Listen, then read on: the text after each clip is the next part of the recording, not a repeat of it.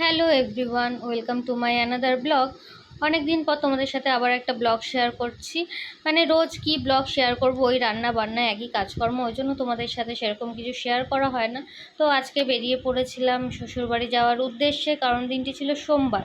আর সঙ্গে ছেলের স্কুলও ছুটি ছিল, ছেলের বাবারও ছুটি ছিল। ছুটি ছিল মিন্স নাইট ডিউটি করে রাত্রে সকালেরটা ফ্রি ছিল। তো ওই জন্য আমি আর ছেলে সকাল সকাল বেরিয়ে পড়লাম বাড়ি যাওয়ার উদ্দেশ্যে। আর তার ছেলের বাবা উঠেছিল তার হালিশহর স্টেশন থেকে।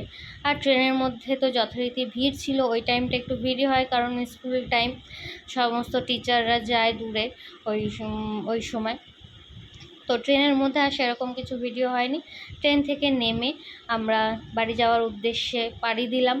তো দোকান থেকেও একটু মিষ্টি নিয়ে নিলাম, এতদিন পরে বাড়ি যাচ্ছি বলে কথা, কিছু তো নিতেই হয়। তো যাই হোক, আর পুরো ভিডিওটি দেখবে, পুরো ভিডিওটি দেখে অবশ্যই কমেন্ট করবে, জানাবে কেমন লাগলো। আর তোমরা যেরকম ভালোবাসা দিচ্ছ আরও ভালোবাসা দাও। আর আর কি, তোমরাও ভালো থেকো। তোমরা ভালো থাকলেই আমরা ভালো থাকবো। আর এই যে বৃষ্টির দিন, সকালবেলা তো ভেবেছিলাম যেতেই পারবো না, কারণ যেভাবে বৃষ্টি হচ্ছিল রাত থেকে।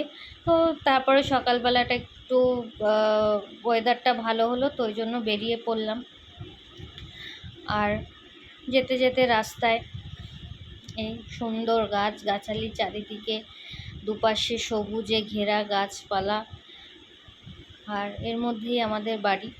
আর ছেলে তো খুব খুশি, ওর মুখ দেখেই বুঝতে পারছো, সে সেখানে যে গেলে একদম রিফ্রেশ হয়ে যায়।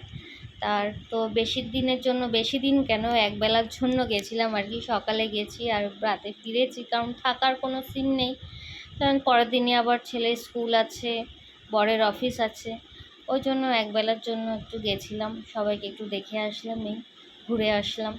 কারণ বাড়ি থেকে তো সেরকম বেরোনোই হয় না, এই পড়া করে আর কোথাও যাওয়া হয় না আর কি। তো ছুটি পেলাম একদিন, ছুটিটাকে একটু ঘুরেই আসলাম। আর পুরো ভিডিওটি অবশ্যই দেখবে।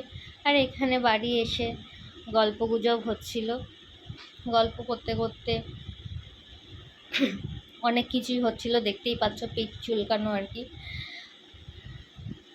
আর এখানে দেখো, একজন তার ভাইজির গয়না গাটি পরে, সে তো একেবারে সেজে গুজে বসে রয়েছে, খালি গায়ে, সে কোনো কাজ পাচ্ছে না। তার ভাইজির গয়না গাটি যা যা ছিল সব গলায়, কোমর বিছে সেটাও সে গলায় ঝুলিয়েছে, কানের দুল, তার এত শখ, সেটাও একটু তোমাদের সাথে শেয়ার করে নিলাম। সে কত কি ভালোবাসে আর কি, সেই সব করতে ভালোবাসে। আর এখানে তার গয়নার কালেকশান দেখাচ্ছিল, আমরাও দেখছিলাম, আর তার কাকা একটা একটা করে সে গলায় ঢোকাচ্ছিল। আর এই কানের দুলটা খুব সুন্দর লাগছিল, তাই বলছিলাম। আর দেখো, এখানে বলতে বলতে, গল্প করতে করতে কি বৃষ্টি নেমে গেছে, ভীষণ বৃষ্টি হচ্ছিল। ভাবছিলাম তো বাড়ি আসতেই পারবো না, তারপরে তো যাই হোক কমলো, রাতের বেলা ট্রেন ধরে তারপরে এসেছি বাড়িতে। বৃষ্টি তারপরে কমে গেছিলো।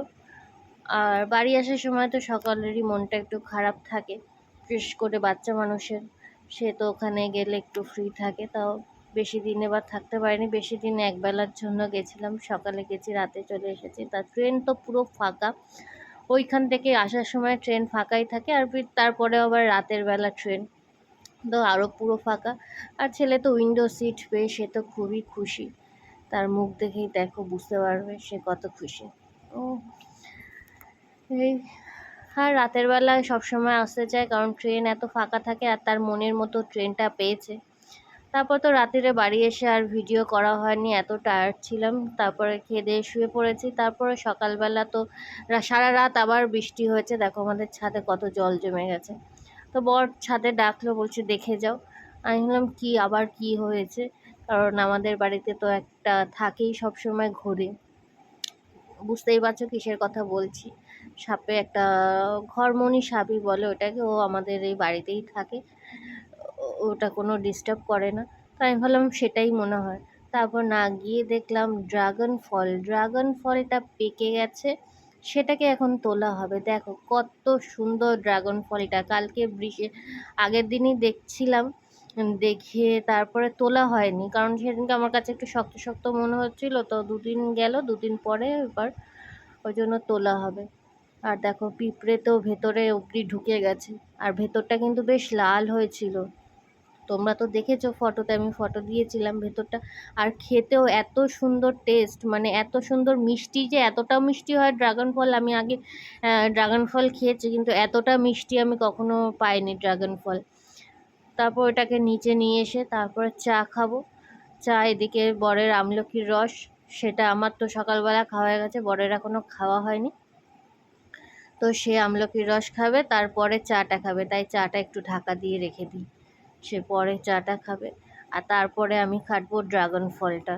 ড্রাগন ফলটা সত্যি ভালো মিষ্টি ছিল। গাছটাকে খুব একটা, এই গাছের কি যত্ন করব, ছোট গাছ, এরকমভাবে বাঁধা হয়নি, একটু বড় হলে বেঁধে দেওয়া হবে। আর সত্যি ফলটা অসাধারণ ছিল খেতে, নিজের গাছের অবশ্যই, কিন্তু মিষ্টিটা, এতটাও মিষ্টি আমি আগে কখনো খাইনি। আর গাছটা কিন্তু তোমাদের আগেও বলেছি, গাছটা সে সিমলাগড় থেকে নিয়ে আসা, আমার বোনের বাড়ির থেকে। তো চলো টাটা, সবাই ভালো থেকো, সুস্থ থেকো, আবার পরে দেখা।